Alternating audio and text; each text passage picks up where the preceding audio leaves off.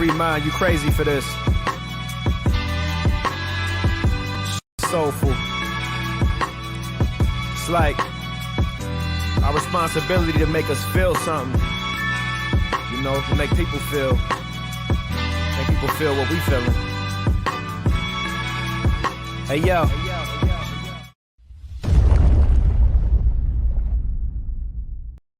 Reggie here, and I want to welcome you to another one of my live streams. This is the Ready, Set, Go preview show, a show that we do on Sunday night to get the week started off right. And yes, I did have some technical difficulties when I first started the stream.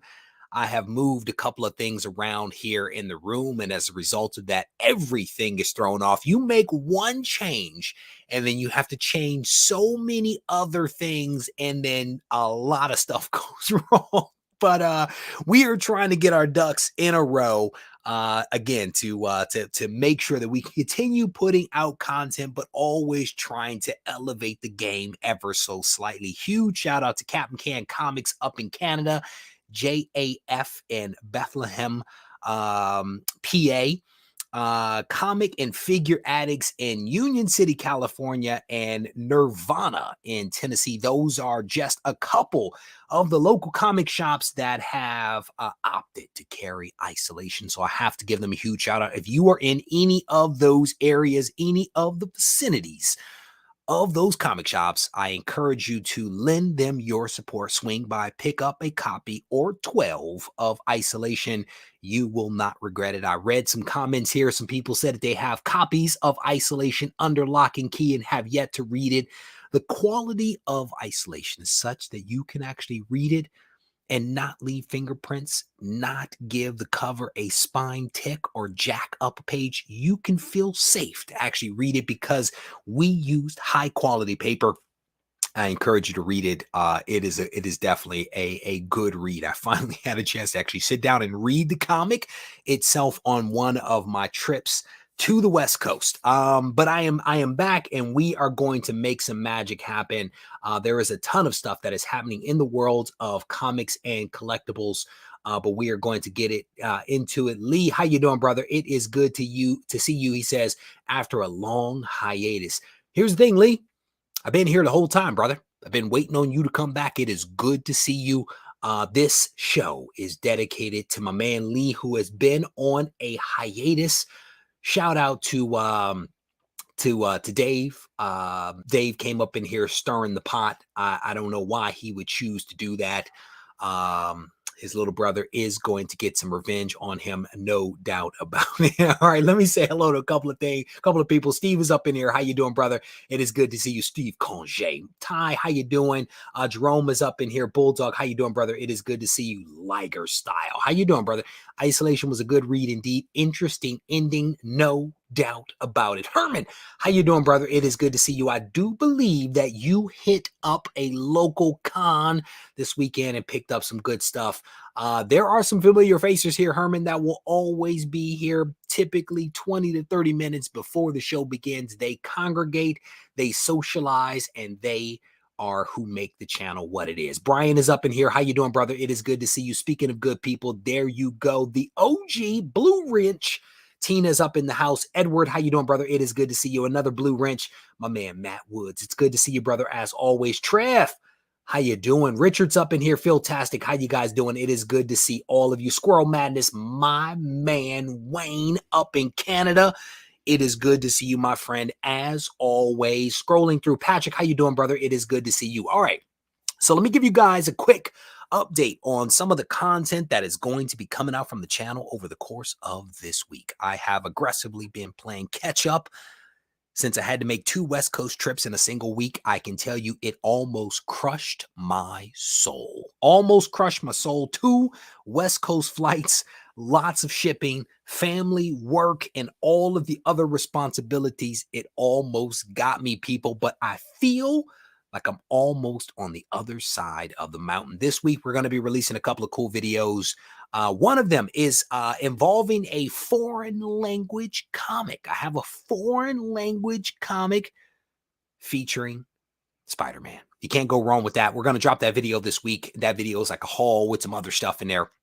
We're going to do the CGC top 10 countdown, the books that people have been submitting into CGC. We are going to run down the books that they have sent in with some numbers, some data, some facts.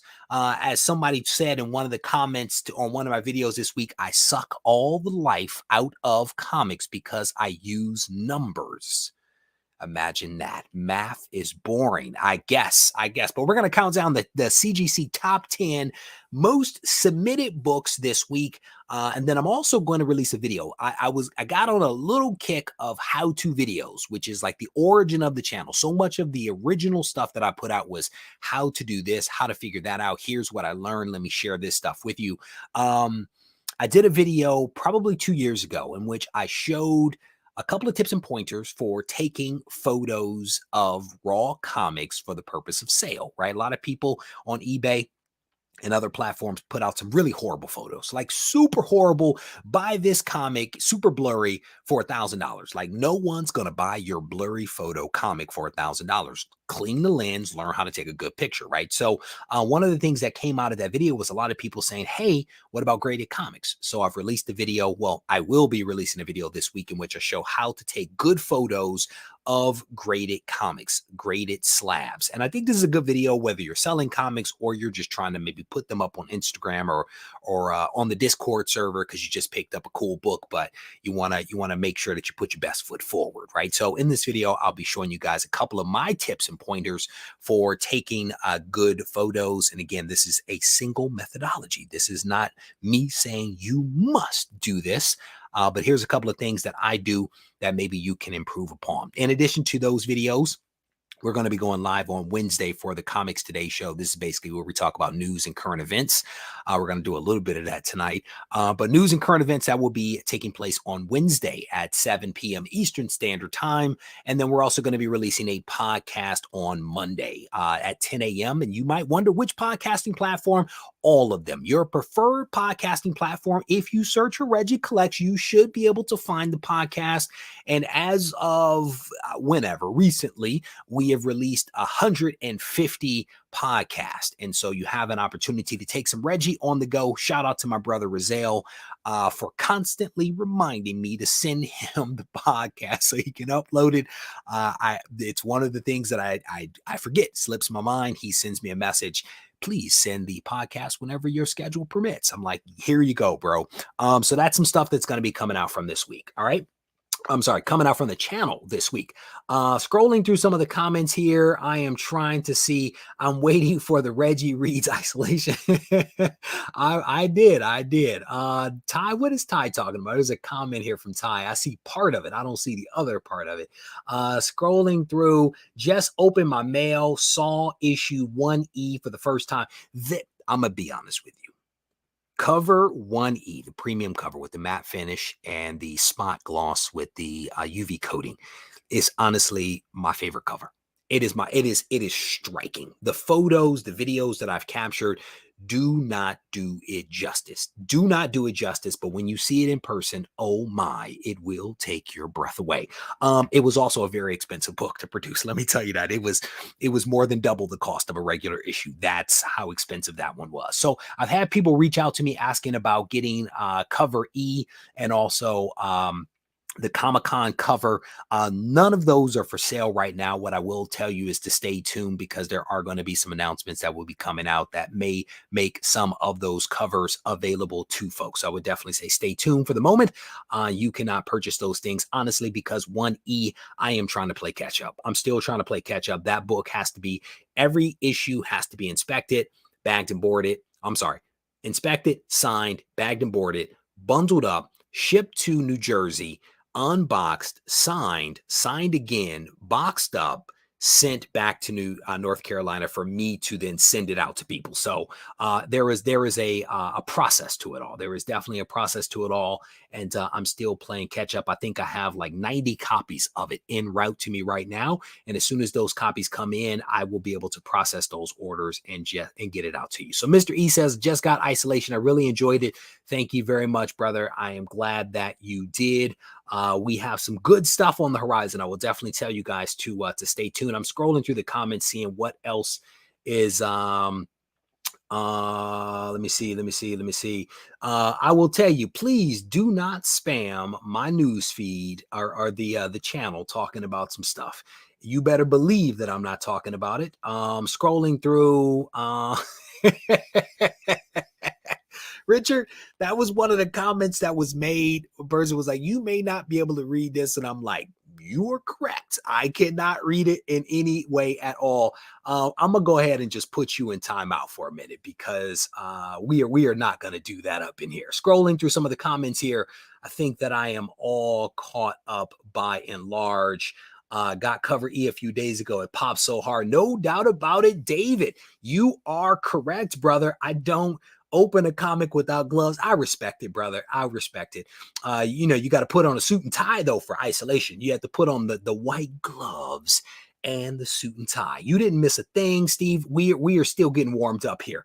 Scrolling through. All right, I think I'm all caught up. All right, so a little bit of bad news that, the last couple of years, I think, have been incredible for comics. Incredible by and large. There's been so many alerts, announcements, this company popping up, that company popping up, this company's doing something innovative. There's been a lot of, by and large, positive news. There have been some dips in some of the excitement, but I'm going to share with you all a little bit of a downer piece of news that I don't know yet the ramifications of it, but it relates to Valiant. It relates to Valiant Comics, and you guys remember Valiant Entertainment was big back in the day. And I don't know that they've really ever regained their footing since their original popularity back in the day. But this is an article that came out on comicbook.com talking about the fact that Valiant Entertainment reportedly lays off employees. I don't know if it's reportedly anymore. It seems like it's pretty confirmed that at least a couple of people have been laid off. Exactly how many, it's not quite clear. It says comicbook.com has learned that Valiant Entertainment has laid off several editorial employees, but how many remains to be seen. They laid off the publisher, Fred Pierce, he said that basically he's no longer with the company. He had been acting as the publisher for the brand since 2009, around the time that it was revealed or revived that all new comics and all new parent company, et cetera, about the time that it was revived. Sorry. That being Valiant as a company. And it says here, another senior editor, Lisa Hawkins, also left Valiant. Again, it's not quite clear how many people have actually left. The article goes on to talk about some of the great history that is Valiant. What they did in the early, in the 1990s, in the early 2000s, how they went away, how they came back, how they released ultimately the Vin Diesel Bloodshot movie, and how there were all these plans for them to release. I think it was at the time I reported on it, at least 5 different movies. Bloodshot was supposed to be the first, and then we never heard anything else after that. And again, the Bloodshot thing, I think, dropped right as the pandemic kind of hit. So that potentially is part of what dampened the spirit. Also, maybe the fact that the movie wasn't well received by a lot of people. I didn't mind it. It wasn't great. Let's be honest. Vin Diesel is also not known for fantastic acting. But the article basically says that Valiant has been struggling in its recent years. Again, we will see what ramifications this has. But when you start laying off editorial staff, that sends a message, and maybe it's a message that they are going to hire an all new publisher, all new editorial staff, and go in an all new direction. Or it could mean that they're going to wind the company down and maybe shift gears again, because I don't know. Again, Valiant has not seemed to be on good footing for quite some time. So who knows what this will look like. But again, it's something that I wanted to kind of share with you guys, but because it was some news out there. I think Bloodshot is on Netflix or Prime. So Wayne and I had a wonderful conversation the other day about Prey, the newest installment in the Predator franchise. I do believe it's the 5th movie, the only one not to be released in theaters. He sent me a message saying that he was getting ready to watch it on Disney Plus, and I'm like, how are you going to watch Hulu? I'm sorry, how are you going to watch Prime or Prey on Disney Plus when it's exclusive to Hulu? And we had a little bit of back and forth. I sent him something, he sent me some stuff. I think it's because he's in Canada and they're releasing it one way over there and another way here in the US. I watched it on Hulu. It was not terrible. It was not great.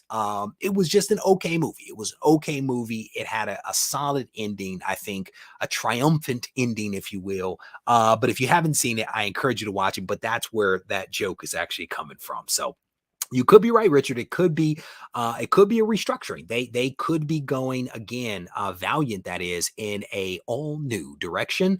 But time will tell. Time will tell. Again, if he was in charge since basically as the publisher since 2009, it might be time for a reboot. I mean, it might be time for a fresh start, to maybe do something a little bit different. We will see what happens.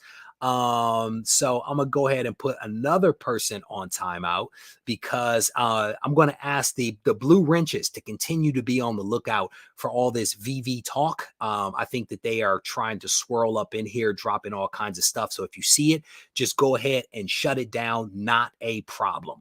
TSP says, I liked Prey. Nothing wrong with that, brother. Nothing wrong with that at all. David one, maybe I'm out of touch. Okay. Maybe I'm out of touch. Again, it wasn't bad. It wasn't bad. I watched a little bit of Sandman as well. Like Wayne, this was not my jam. This comic, Sandman, was not my jam. But the TV show is not bad. The TV show is not bad. I am surprised. I am pleasantly surprised that I'm actually into it. I think that some of the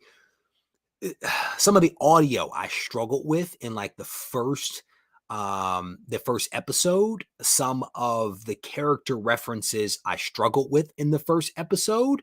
But generally speaking, it's not bad. I think I'm on episode, maybe the first part of episode 3, and it was not bad. It was not bad.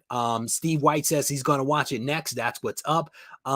Prey was okay. Didn't see that take coming from you. Hey, you know, I give you my impression. I mean, I will tell you that it was a little broken up as I tried to watch it. It was a little broken up because I had to run out to do this with the kids and that with the kids. And, you know, kids are making noise in the outer room and too much noise. So I have to go out and intervene, and then they need to eat. So it's a lot. It was broken up. So maybe that's why I felt that it was just okay and not necessarily blown away by it, because I wasn't able to sit down in peace and watch it. And you guys know how that is. When something gets kind of broken up, it happens. So absolutely not.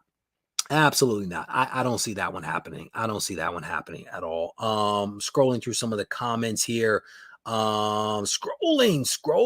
You know, I don't know. I don't know if Marvel or DC will buy them out, to be honest with you.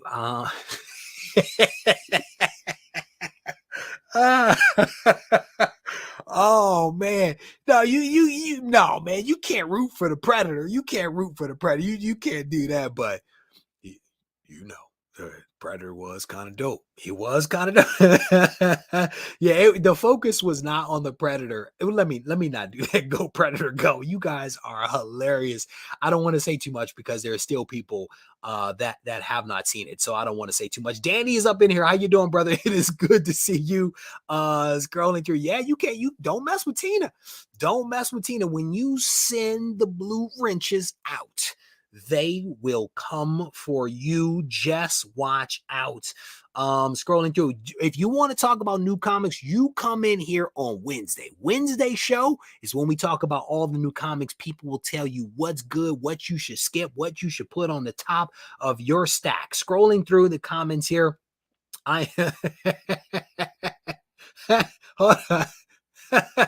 Oh man, you come on now. Come on now. I mean, if they're willing to take, you know, a stick of gum and $5, let's make that magic happen. But what do they have? What does Valiant have? Archer and Armstrong? Like legitimately, and I'm not cracking wise. Like legitimately, what do they have? I can't remember the last time I actually picked up a Valiant book, to be honest with you. Scrolling through some of the comments here, there you go. That was, man, Arnold Schwarzenegger. Woo! Arnold Schwarzenegger in The Predator. That was dope.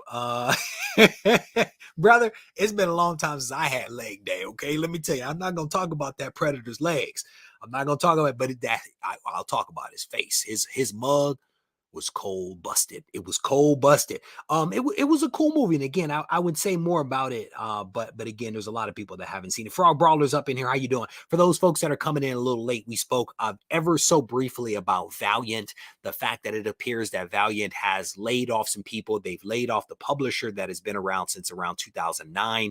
It also appears that maybe a senior editor has been dismissed from the company as well. How many people are gone, according to Bleeding Cool and also comicbook.com, is unknown at this time. And there's a possibility that Valiant Entertainment is in the process of restructuring. Maybe they are going for a change, a revamp, or maybe they are going to wind the company down the same way that they have done in the past. I don't know why they would do that. I will tell you that now is the time.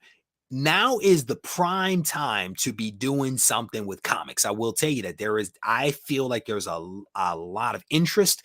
I feel like there's a lot of people that have found their way to the hobby and or have found their way back to the hobby. I feel like this is a wonderful time. I don't know what the next best time would be, right? Like the original time was back in the 90s. That was super hot. This is also a very, very good phase. I think, again, because of what the independents are putting out, but also because of the movies and the TV shows and all that other kind of stuff that we did not have back in the 90s. And then also just feel like the fundamentals of the industry are stronger, different, but stronger. Scrolling through the comments again, I am way behind. I will tell you, I did work out today. I actually did a little bit of workout. So here, let me go ahead and do it again. So we're gonna keep doing this until it stops, right? And my name is spelled with one G. It's spelled with one G. We're gonna keep doing it until it goes away, Blue Wrenches. All right. And thank you guys for always supporting the channel, always doing what has to be done, and being super polite about it. All right. So a lot of people, as I've been underwater for a couple of weeks, trying to dig myself out of just being behind with travel for work and for promoting isolation at San Diego Comic-Con. A lot of people have reached out to me to ask me my opinions of what happened with the Batgirl movie, the movie that was canceled. And I want to spend a little bit of time walking through an article that I found that, I'll be honest with you, I kind of agree with it.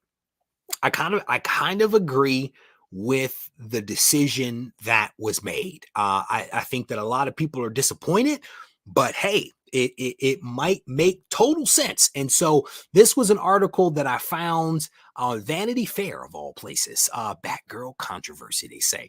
Batgirl was canceled, CEO says, because he must protect DC characters. Shots have been fired. Talk about inflammatory. They used the word cancel, and shots have been fired at Batgirl, this time from the head of the company that just canceled the standalone film. It talks about the movie was abruptly shelved this week despite being in the midst of post-production, leading to an uproar online as fans fear they may never see the nearly finished movie. On an earnings call on Thursday, the CEO, David Salav, who we've spoken about before, was unapologetic about the decision. Our objective is to grow the DC brand, to grow the DC characters, but also our job is to protect the DC brand. And you kind of gotta respect that. You kind of gotta respect that, right? Let's be a little transparent here. I don't know how big their budget is, how big the Warner Brothers Discovery budget is. But the fact that he took some time to actually talk about DC comic characters is impressive. I've worked for really large companies, and I've been the small entity within that large company that doesn't even get mentioned on the earnings call. And I've worked for some companies that have brought in millions of dollars, but in the overall scope of the company, it does not rise to the surface of being mentioned by the CEO. So the fact that he is saying here, our objective is to grow the brand, but we also have to protect the brand. I kind of respect that. That was in response, that sentence that I read you was in response to a question about why the Batgirl movie was killed so late in the process. Probably because as the CEO, he wasn't paying attention because he has other responsibilities. Unnamed sources have also said in some media reports, the studio executives were not happy with the direction of the film and were unwilling to invest more to fix it, choosing instead to take a tax write-off by abandoning it. So what they are saying is that this movie was so bad. It was so bad that we were not going to spend more money to try to fix the mess that was Batgirl. That's not necessarily a bad thing. It's called having sound fiduciary responsibility. Like, that's part one. The other part of it is maybe the leadership team, and I'm talking more about those, not the CEO, but the studio executives potentially should have been more invested in what was happening back in the script phase, right? Before they went through the whole filming process, and now in post-production, now they kill it. It's not good timing. But again, do you double down on something that's a hot mess express? And I'm guessing what they are saying is, no, we are not going to do this. And if you guys remember, David Salav has been very clear over the last 6 months or so about what they want to do. He's like, we want to go in a direction similar to what Marvel has done. He's been very clear about that.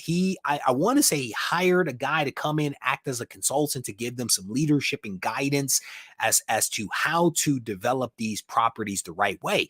You don't spend money on a consultant of that magnitude to not have major decisions like this be made. It only makes sense. It only makes sense. Like, if they were doing it all right, they would have not hired him. And if he has been brought in to give them his opinion, he's going to give an opinion, and he's probably going to point out that there's some stuff that is not very good that needs to be killed dead. And that's essentially what we're seeing. It says Salav was not quite that blunt in his call with analysts and investors, but he was adamant that he would not abide the release of a movie from the DC franchise that he felt undermined the brand. Our ambition is to bring Warner back and to produce great high quality films. As we look at the opportunities that we have broadly, DC is on the top of the list for us. You look at Superman, Wonder Woman, and Aquaman. These are brands that are known everywhere in the world. The ability to drive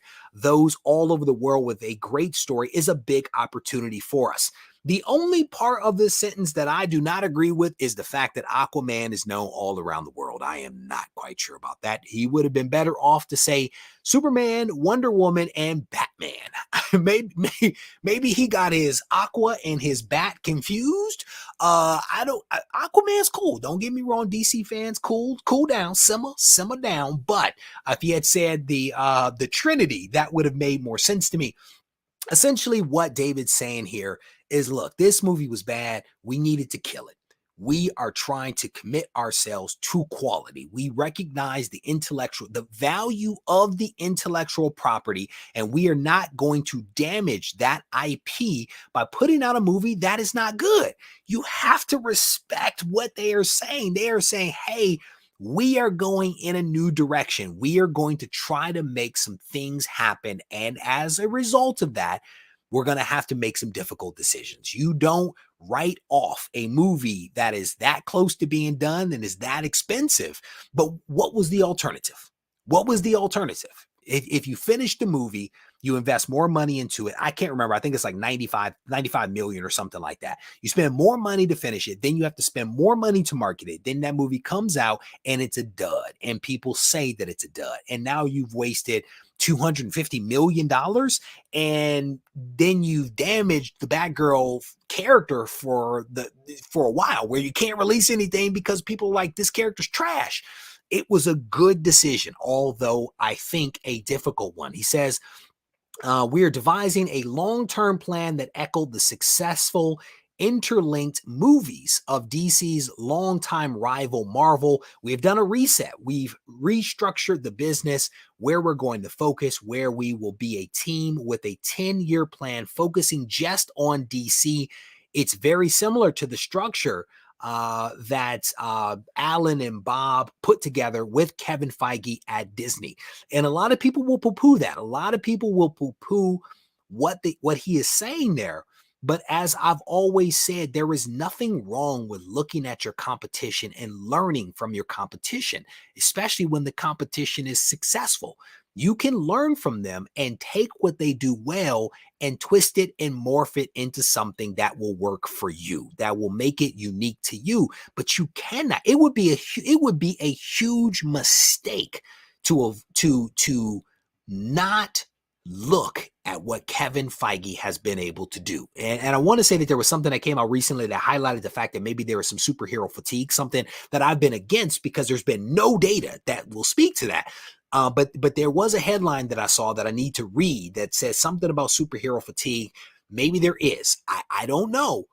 But when you look at what Kevin Feige has done over the last 10 years plus, it is really hard to take a look, to look away from it, to ignore that, and to take away from what he's done. He says, we think we could build a long-term, much stronger, sustainable growth business out of DC. As part of that, we're going to focus on quality.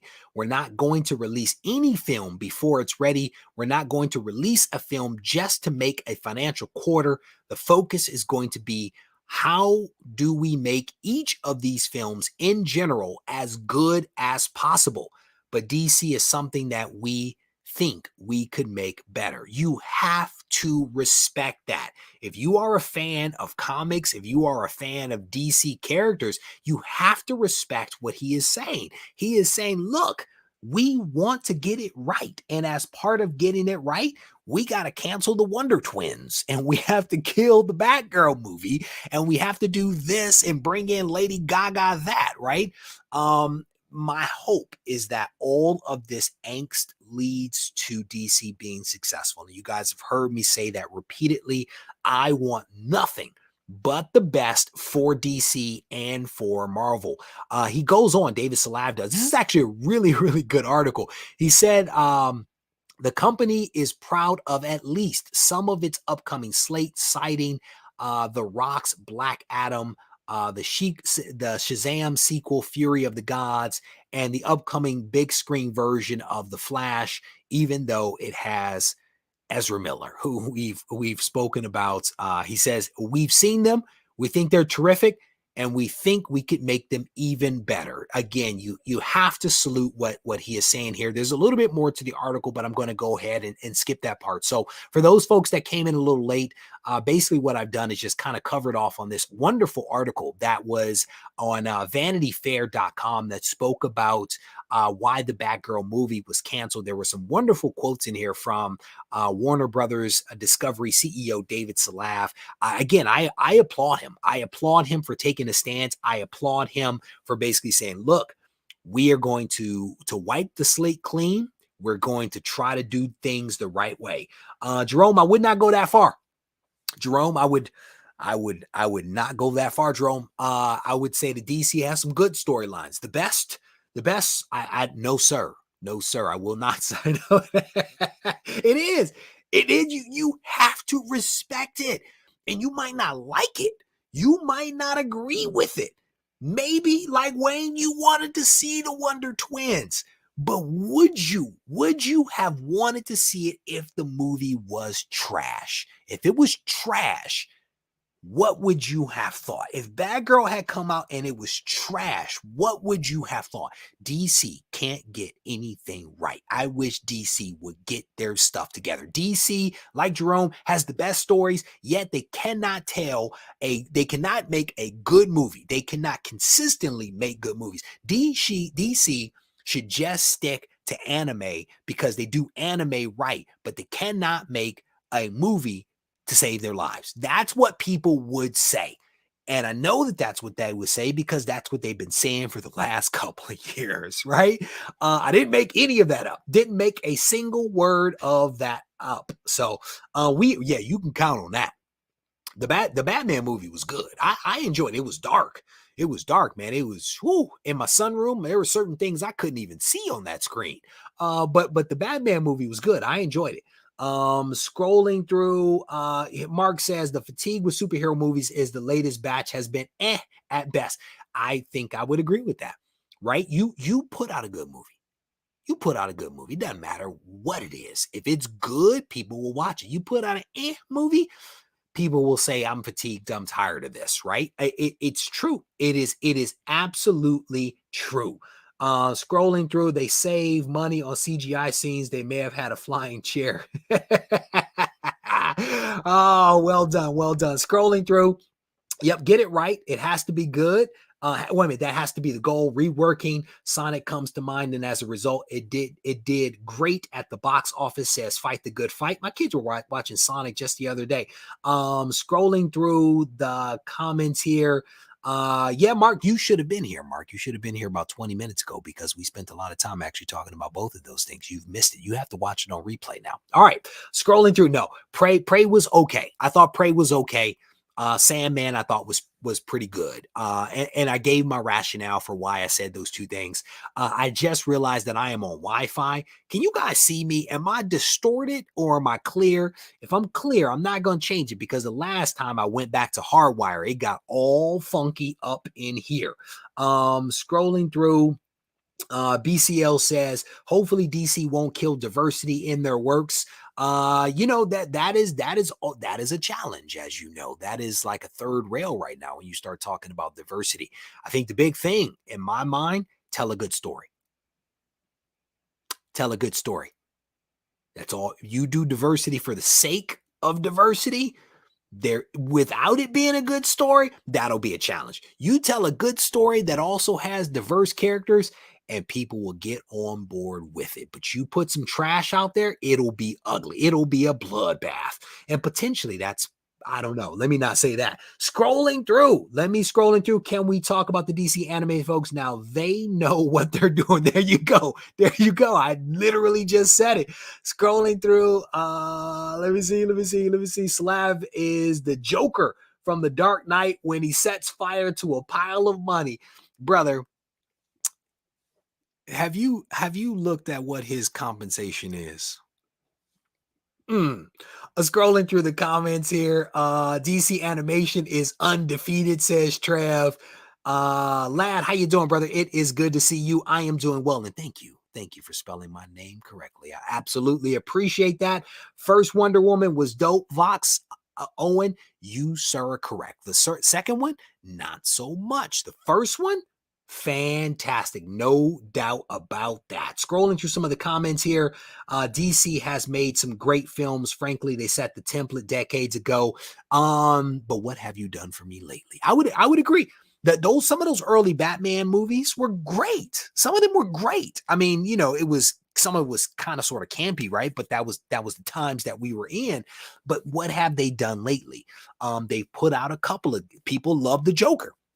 People love the Joker. The Batman movie, people gave a lot of trash talk to Rob Pattinson early on when that was announced, and the Batman movie came out, and I thought it was solid. I didn't hear any of that shimmering bat stuff anymore. But yeah, they have to consistently be able to produce really great movies, and if they can do that, I think we'll be really good. Oh man. My neighbor Neil, who I don't even know if he's here now, he sent me a message the other day and he says, have you seen the Thor movie? I said, no, Neil, because I don't go out in public, Neil. And he says he wishes that he had stayed at home. That's what he said about the Thor movie. I know some people enjoyed it. I know some folks enjoyed it. I know some folks enjoyed Eternals. There you go. Let me scroll through the comments here. Let me see what else you guys are talking about. Blue, maybe I'm off track. Blue says the new Predator movie, Prey, is amazing. He says, great flow the whole movie. Okay. Scrolling through. Thank you, Rush. I definitely appreciate that. Thank you, guys. I literally just looked up and saw that I was on Wi-Fi.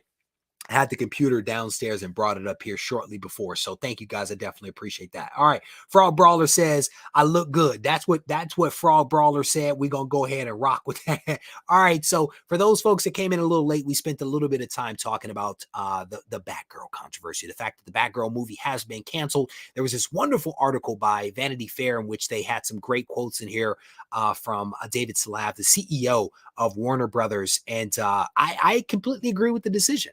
I completely agree with the decision that they have made to cut bait with this movie. If it was not ready for prime time, kill it dead. Reinvest in other movies that are going to get people excited. And if they say that Black Adam, Shazam, and Flash are the 3 movies that they are excited about, then I'm excited, right? I'm excited if they're excited. And fingers crossed that they deliver some really... Fingers crossed that DC delivers some really awesome movies. You guys are hilarious. Well done. Pretty Fly is up in here. How you doing, brother? It is good to see you. Batman was terrible. Oh, absolutely not. Oh, you mean the Bat? Oh, yeah, Batman.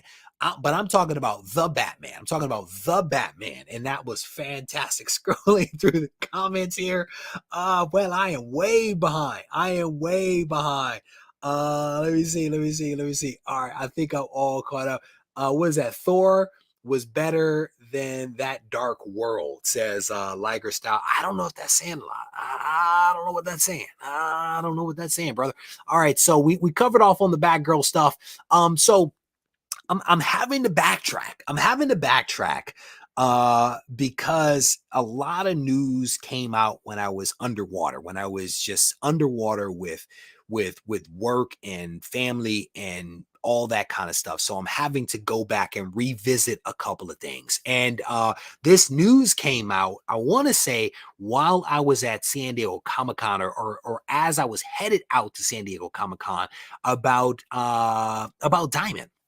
And there's a lot of people that have a lot of feelings about Diamond, like as if Diamond were like a person that treated them bad. That's how people speak about Diamond. Like Diamond is just evil. And I don't know about that. But there's a lot of people that speak ill of Diamond, literally as if, Diamond was a person that kicked their dog. But it appears that Diamond is trying to do some new things. I think they just celebrated their 40th anniversary. They did a revamp of their website, which was like 15 years overdue. So they've made that progress, and it appears that they have now made Overstreet brought it into the digital age. They made it not a book, not a print book, but Overstreet is now a digital guide, and they've actually added some other stuff to it. So Gemstone Publishing launches Overstreet Access, and this is something that Doug and I have spoken about a lot. Overstreet is the ultimate evolution of the Overstreet comic book price guide, part collection management platform, and 100% online. Overstreet Access marries the best of all worlds to provide subscribers with price guide values. I'm not sure why that's capitalized. Personalized collection management, extensive search capabilities, and a robust comic database, and more. As subscribers catalog their collection, they can leverage the Overstreet Access one-of-a-kind gap list technology to identify missing issues, create want lists, and match their list with stock at local comic book stores to complete their collection. The extensive search capabilities allow users to search by story, art, characters, publishers, contributors, titles, and more. There is a lot in there. At the end of the day, they have a website and it's fancy. I mean, that's basically what it boils down to. They have a website, it's fancy, it's leveraging all the wonderful things that is Overstreet, the wonderful history that is Overstreet in terms of being able to provide people with pricing information. And I will tell you, I do like this gap list technology, this idea that they put in there where it's going to, I guess, kick out a list of the comics that you are missing from a run. And then from there, you can actually create want list and match it up to a comic shop. Like that's actually pretty cool. The question will be, does it work? And they actually unveiled this thing at San Diego Comic-Con. I was unable to find time to go to the booth to play around with it, but I applaud Overstreet for investing. I'm sorry, I applaud Diamond for investing in Overstreet and bringing something new and innovative to the market. This is different. I don't know how well it works. I don't know how well people will accept it because it is a subscription service, but they are trying to do something, and you kind of got to respect that. Overstreet Access serves as the premier collection management platform, allowing users to catalog and manage their comics through developing a series of collections, which function as digital long boxes. We prefer short boxes. One highly anticipated feature is the creation of a gap list. Once a collection is established, subscribers can opt to generate a gap list and see which titles are needed to complete series, story arcs, creator runs, or title sets in their collections. Again, I think that that's a pretty innovative thing, primarily because it marries up to local comic shops. You kind of got to respect that.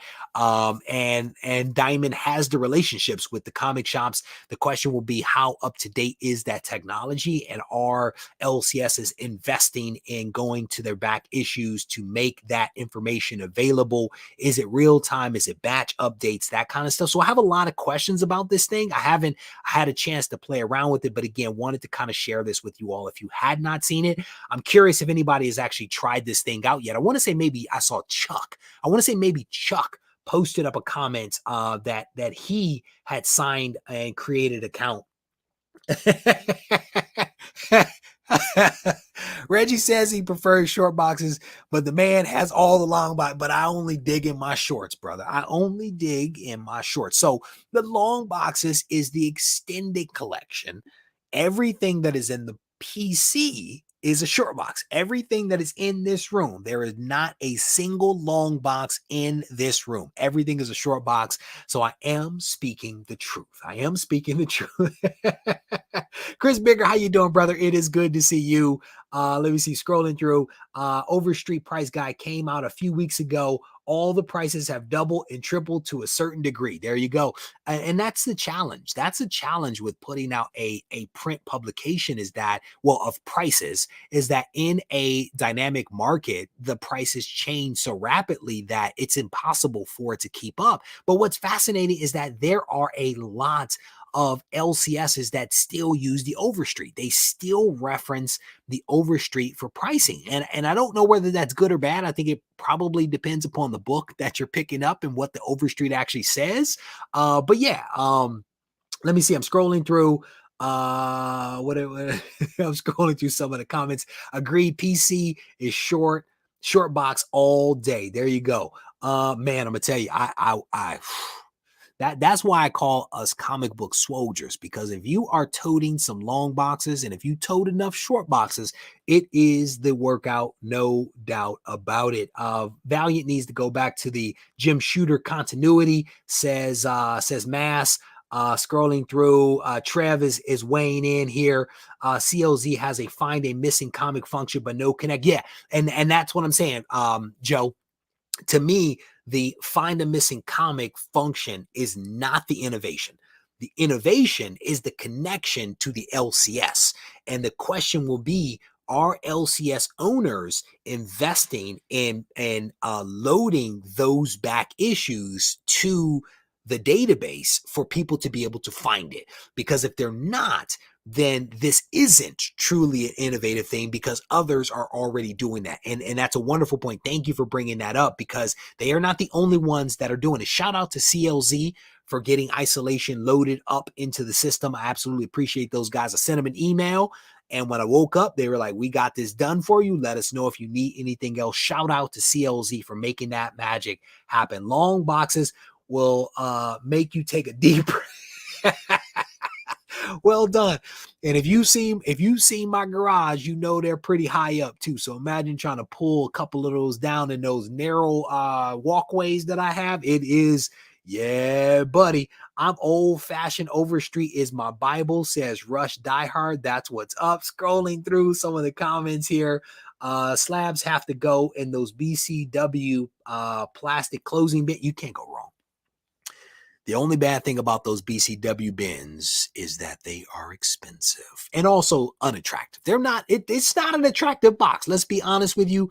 But they're cool boxes. I like being able to lock the top of those things. So I definitely dig that. When my kids were younger, that was all the more important to me. Scrolling through, Matt Woods is putting a shot in, or a shout out for himself there after having built all those wonderful boxes in his room with Spencer. Scrolling through the comments here. I just helped the Fran move 36 short boxes and it did me in. Imagine 400 long boxes, sir.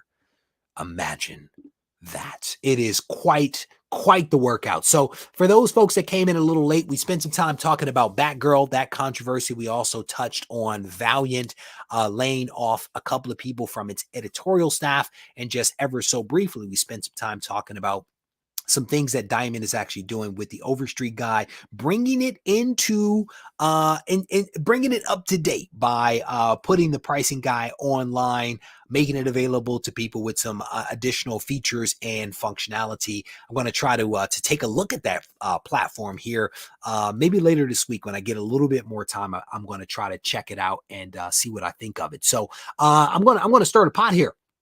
I'm going to stir the pot here just a little bit. And I want to know from you guys. I want to know from you guys as you think about the MCU. Let's set aside any notion that there is superhero movie fatigue. When you think about the MCU and you think about characters that were created in the 70s, which character or characters created in the 70s would you like to see come into the MCU? That's what I want to know from you. That's what I want to know. Tina, you can't go wrong with that. You can't go wrong with just putting Isolation artwork on everything, because the covers for Isolation are just fantastic. Shout out to my man Steve Conge and his dope cover. I see L. Smith. L. Smith oh no, the first one I saw right there was Oh No Blue. He gets on the board with Ghost Rider. L. Smith jumps in there with Blade. He's already in the MCU technically, sir. Already technically in there, but I respect the Punisher. There is a reason I'm going to try to keep an eye on that Mind Worm. Oh my goodness. Oh, Wayne, you are hilarious. Well done. Let me see. All right. So let me go ahead. There's a reason. There's a reason why I bring this up, because I think it might have been Chris Bigger. I think it might have been Chris Bigger that sent me this article right here, which talks about who are the best Marvel's 70 characters left to adapt to the MCU. And it says Shang-Chi, Eros, Moon Knight, and Blade have already made the jump from Marvel Comics into the MCU. Who from the 70s is next? That is the question at hand. Let me see if I can get rid of this. See if I can get rid of that. That was in my way. So you see Machine Man. Some of that Jack Kirby magic Machine Man. I am a fan of Machine Man. The foundation of the MCU as we know it was laid in the 1960s. And as we examine as we recently examined, while nearly all of the major Marvel superheroes created in this inaugural decade have been or will be soon adapted to the MCU, there are still a few left. The article highlights the 70s are a creative, fertile ground for Marvel Comics.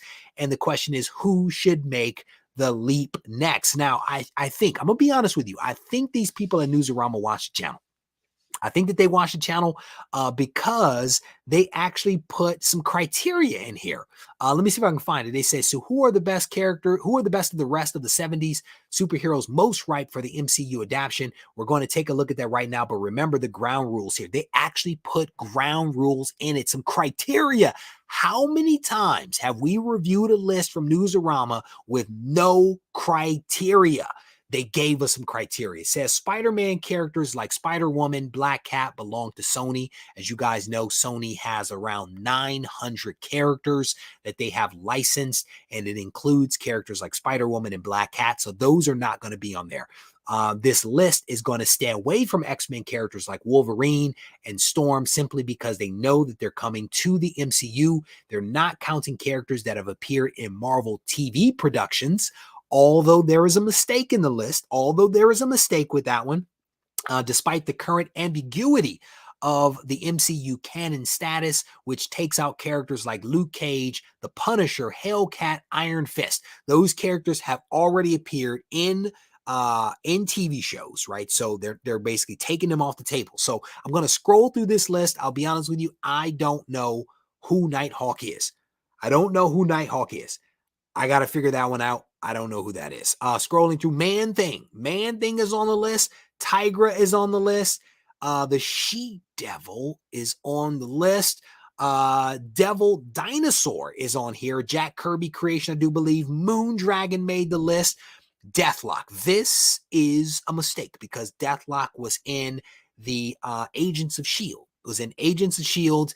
I am a huge fan of Deathlock, and I am specifically a fan of this 4-part series on Deathlock. If you guys have not read that one, it is the best Deathlock story arc I've ever read. Fantastic. No, it is not loosely adapted. It was Deathlock. His name was actually Deathlock. No. Ghost Rider made the list. And White Tiger is on here, although it is the female White Tiger that they chose to put a photo in there. Jack of Hearts, who we spoke about recently, who has also made a comeback. The Man Called Nova. Captain Britain also is on the list. And Machine Man, one of my personal favorites. Quasar, Songbird. There is a lot. Guardian and the Alpha Flight is also on the list. And I do believe that that is it. So that is the exhaustive list that Newsarama has actually put together. I saw a couple of people shout out a few of these characters, but there's a lot here that people didn't talk about. Ghost Rider. Yeah, I mean, I guess Ghost Rider already made an appearance in the MCU. Technically, he was in the TV show, and he also had stories in the past, but maybe not in current MCU. Maybe that's what they're pointing to. But let me scroll up to the top. I'm going to go back to the chat here real quick. Quasar, says Jerome. Yes, man. Do Deathlock and do Deathlock justice. Mephisto. Red tie, don't stir up trouble over here. You know Mephisto's already in the MCU. Scrolling through, my son would love it, says Richard. Fingers crossed for Alpha Flight. No Quasar, please. Let me see who else. Mostly B-list character. Machine Man is not B-list. Deathlock is not. Machine Man's probably B-list, C-list. Deathlock is dope, though. Deathlock is dope. Conan wasn't on the list. Technically, they don't own Conan, brother, so Conan would not be on the list.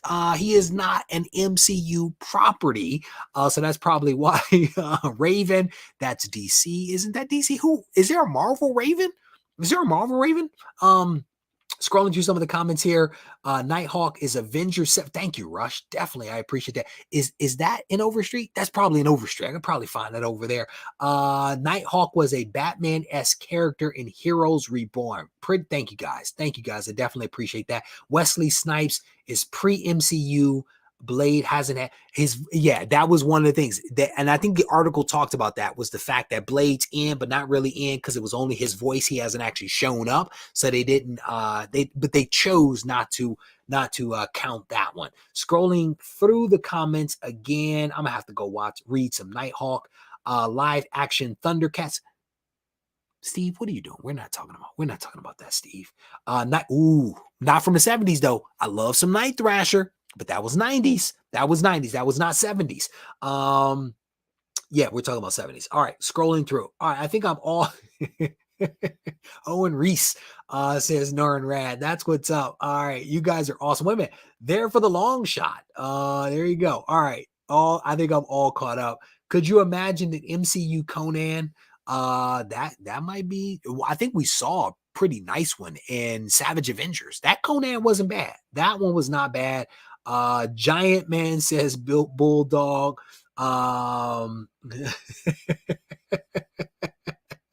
The Conan guys are circling the wagons. They're circling the wagons.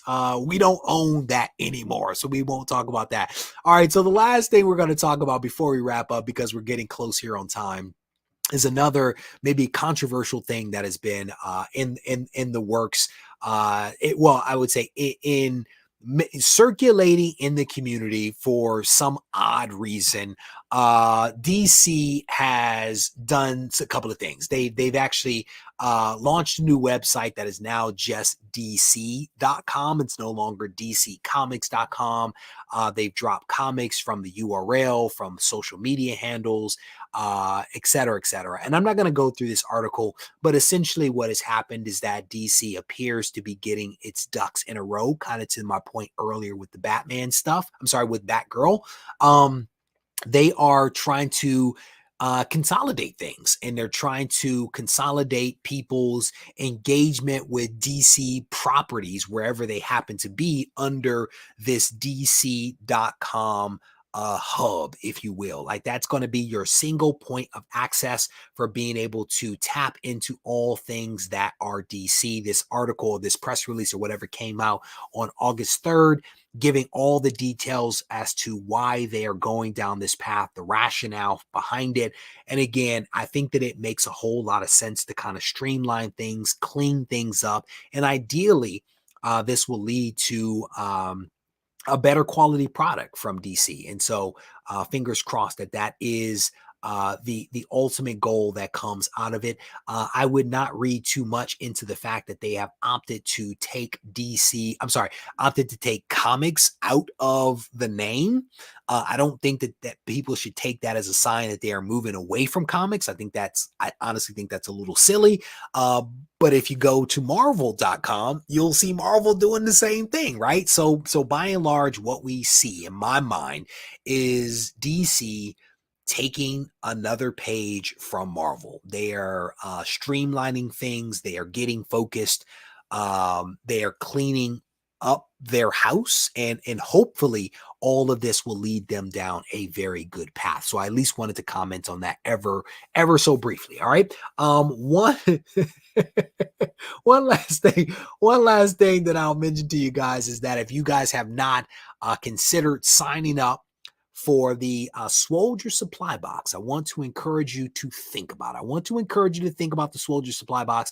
This is a box that I send out every single month. It is more than 2 pounds of comics and comic supplies. Here on screen are just some of the books that I am putting in this month's Swoldier supply box. There's a couple of cool things, right? Even though I'm showcasing comics, the supply box's focus really isn't on comics per se, but you can't send out a box without some good comics. So there are some really good comics in here, but the box is also full of some really awesome comic book supplies as well. Here's a few additional books that I'm dropping in there. Really awesome Adam Hughes cover there for Power Girl, a Dan Parent, Betty, I think that's issue 186, and Department of Truth issue number 12. Really awesome cover that was done by a guy that I know in California. So if you guys are interested in signing up for the Swoldier supply box, you can do that on the website, regiecollects.com. At the moment, it is only available as a subscription. Once I know how many extra boxes I have, I will make them available as a single box order. And so you just have to stay tuned to the shop for being able to access that option should you choose to go down that path. All right. That Department of Truth is dope, man. Really is a dope thing. Cal, there is no protein in there. I did just have a protein shake right before I came up in here. I decided that I needed to start working out again, so I'm going to try to make an attempt to make some magic happen. So Power Girl Swoldier since the beginning, Liger Style, I appreciate you, brother. We are definitely going to have at least one Power Girl in there. I think I have a couple of Catwoman covers that I dropped in there. I mean, there's a couple of cool books, as you all saw. And if we get some additional people to sign up, let me show you guys one of the things that I'm going to drop in. Let me see if I can get my screen ready. If we can get a couple of more people to sign up, I'm actually going to drop a couple of extra books in there. Let me show you what those books look like. I showed these on Instagram the other day.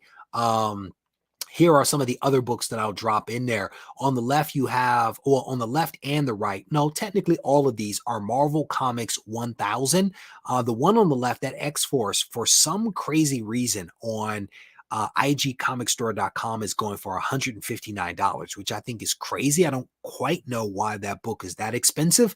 But in the middle, you have a really awesome J. Scott Campbell cover, again, for Marvel Comics 1000. And on the right, you have a little bit of an awesome homage type cover, retro cover there for Captain America. So if we have some people sign up at regiecollects.com, I'm going to throw these books into the rotation. All right. So we are going to wrap this thing up. I want to thank you guys for hanging out with me. A couple of cool videos coming out this week. I hope that you guys will tune in for them. Same can be said for the podcast, which will be released on Monday at 10 a.m. As always, if you guys need to reach out to me, feel free to do so on Instagram at Regie Collects. Take care. My body ate itself until it found its passion. They got fat while we starved, but it's power in fasting. Until I turned to ashes, I remained stoic through my rap heroics. I painted 10,000 poems, then I drank the potion of poetry and motion. I started choking, it was potent. My throat chakra downloaded, knowledge hungry. I was embarrassed I could ask my parents for money when I had a full tummy. So I asked for wisdom, better than crypto, sweeter than honey. I don't take it for granted, I don't wear capes and masks.